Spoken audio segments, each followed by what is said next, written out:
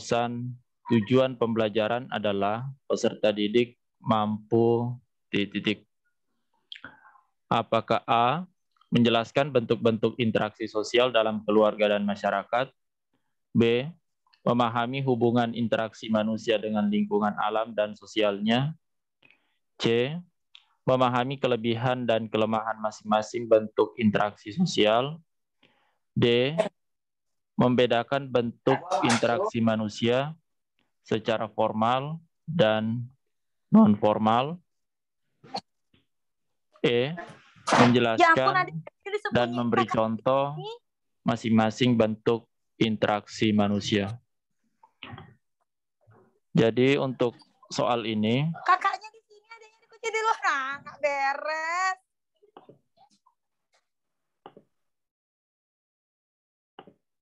jadi untuk soal ini kita diminta untuk menentukan tujuan pembelajaran begitu ya.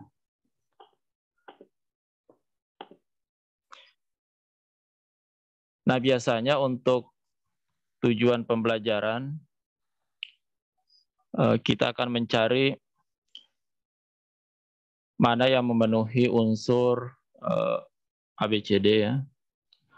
Nah, namun untuk di soal ini kalau kita perhatikan di opsinya atau di pilihan gandanya dari opsi A sampai E ini tidak ada yang memenuhi unsur keempat ini, ABCD. Jadi kita cari saja yang kira-kira mana yang paling benar di antara opsi-opsi yang ada ini.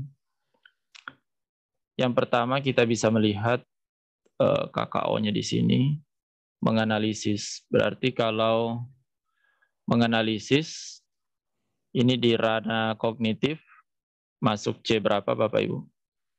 Masih ingat? Ini masuk C4 ya. Ya, jadi ini sebenarnya sudah masuk di level HOTS, penalaran. Nah, kalau kita perhatikan KKO di sini, ada menjelaskan, memahami, kata kerjanya di sini menjelaskan, ini membedakan.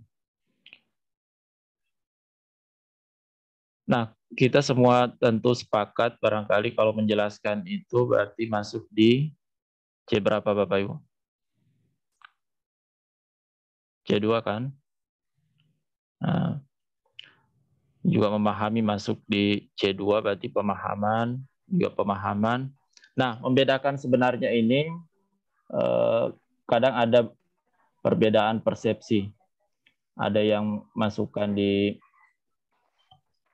C3, atau mungkin ada juga yang masukkan C2, ada juga yang masukkan di C4. Jadi ini bisa ada perbedaan di sini.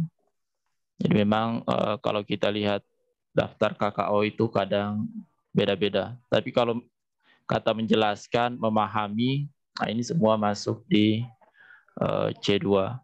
Jadi yang bisa kita pilih di sini adalah yang D ya. Ya, membedakan bentuk interaksi manusia secara formal dan non-formal. Kita lanjut ke soal berikutnya. Berdasarkan data hasil evaluasi pembelajaran tentang memahami teks anekdot, ternyata hasilnya tidak maksimal. Dari 30 siswa dinyatakan belum tuntas sejumlah 15, sehingga mengikuti program remedial. Sedangkan yang dinyatakan tuntas sejumlah 15 orang mengikuti program pengayaan. Kegiatan pengayaan untuk 15 siswa dapat dilakukan oleh guru dengan cara A, mengadakan pendalaman materi terkait dengan KD tersebut, B, diberikan bahan ajar berupa modul, C, digabung dengan siswa yang belum tuntas ikut remedial, D, melanjutkan materi pada KD selanjutnya, atau E, memberi tugas mengerjakan LKS. Nah, teman-teman pilih yang mana ini? soal ini. Yang ditanyakan ini kan yang pengayaan ya, pengayaan. Kegiatan pengayaan yang tepat itu kira-kira yang mana? Kemarin pada saat teman-teman mengerjakan, pilih opsi yang mana?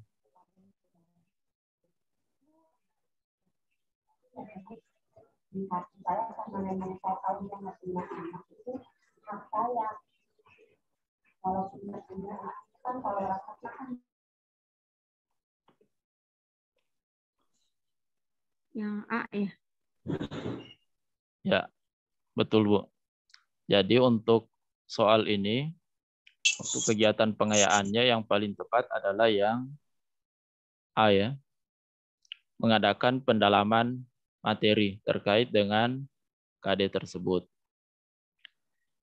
Jadi yang dibahas masih pada KD yang sama ya, kita belum beralih ke KD berikutnya. Tapi di situ materi yang dibahas biasanya yang memiliki tingkat kesulitan yang lebih tinggi. Ya, tingkat kesulitannya lebih tinggi. Jadi kalau misalnya digabung ikut remedial ya tentu tidak mungkin. Apalagi kalau melanjutkan ke KD selanjutnya juga tidak. Jadi yang paling tepat yang A. Jadi ada pendalaman materi, ya, materi-materi yang tingkat kesulitannya lebih tinggi, tapi masih terkait dengan KD tersebut, KD yang sedang dipelajari. Ya, jadi yang benar yang A. Pak, maaf, izin bertanya. Ya, Bu. Ya. Untuk saya kan baru gabung, takutnya ada info yang tertinggal. Untuk yang file ini pedagogi kelima belum ada di grup ya? Oh, kayaknya belum ya. Belum kayaknya, Bu. Belum. Soalnya saya nggak bisa coret-coret. Iya. Maaf ya. Belum kayaknya. Oke, kita lanjut. Soal berikutnya. Jika seorang guru ingin melakukan penilaian portofolio pada proses pembelajaran, maka penilaian portofolio dapat dilaksanakan dengan cara A. Memberikan penilaian menyeluruh terhadap tugas-tugas siswa, atau B. Mengumpulkan lembaran-lembaran jawaban hasil tes harian dan sumatif tiap siswa. C. Memberikan tugas kepada siswa untuk dikerjakan di rumah. D. Mengumpulkan hasil kerja masing-masing siswa yang telah diberikan masukan baik oleh guru dan rekan siswa dalam suatu album sebagai bukti hasil belajar. E. Mengumpulkan lembaran-lembaran jawaban hasil ulangan tiap siswa untuk melihat kesulitan siswa dalam memahami pokok bahasan tertentu dan kemudian diberikan pengajaran dan tes remedial. Ya, teman-teman pilih jawaban yang mana untuk soal ini? Yang B. D. Yang B. Ini portofolio ya. D. D ya. D. Ya. Jadi inti dari portofolio itu adalah kita mengumpulkan hasil-hasil kerja atau hasil karya siswa ya, yang sudah dinilai dan diberikan masukan. Nah, itu nanti yang dikumpulkan sebagai bukti hasil belajar dari masing-masing siswa. Oke, ini tidak ada masalah saya rasa. Soal berikutnya, dalam kegiatan penilaian otentik, banyak model yang dapat digunakan. Pada suatu penilaian, seorang guru meminta siswa untuk mendemonstrasikan tugas belajar tertentu. Bentuk penilaian otentik tersebut merupakan contoh penilaian otentik berbentuk apakah A. Penilaian proyek, B. Kinerja, C. Portofolio, D. Antar teman, E. Penilaian diri. Teman-teman pilih yang mana? Proyek kah, kinerja, portofolio? Kinerja. B. Ya. B. Ya, jadi kita langsung fokus ke sini saja ya. Mendemonstrasikan. Jadi kalau misalnya anak-anak atau siswa mendemonstrasikan suatu tugas tertentu, maka yang kita lakukan penilaiannya adalah Ya, yang paling tepat adalah penilaian kinerja. Kinerja ya. Oke, kalau misalnya ini penilaian antar teman atau penilaian diri, nah itu masuk di penilaian sikap gitu ya. Soal berikutnya, setiap kali di akhir pembelajaran seorang guru akan melakukan proses penilaian. Sebelum guru menyusun soal-soal untuk menilai hasil belajar siswa, manakah yang pertama kali harus dipelajari? Apakah A, buku sumber yang digunakan, B, kurikulum dan silabus, C, karakteristik siswa, D, indikator pencapaian kompetensi atau IPK, E, kemampuan awal siswa. Yang mana ini, Bu? E. E. Yang indikator. Indikator ya. Pencapaian kompetensi. Ya, jadi biasanya kan di akhir pembelajaran kita melakukan penilaian ya, atau kalau sekarang bahasanya assessment. Nah, untuk menyusun soal-soalnya itu apa yang kita lihat pertama kali, berdasarkan apanya begitu. Nah, itu maksud soal ini. Ya, yang kita pedomani atau yang kita jadikan acuan adalah tentu IPK ya, indikator pencapaian kompetensi.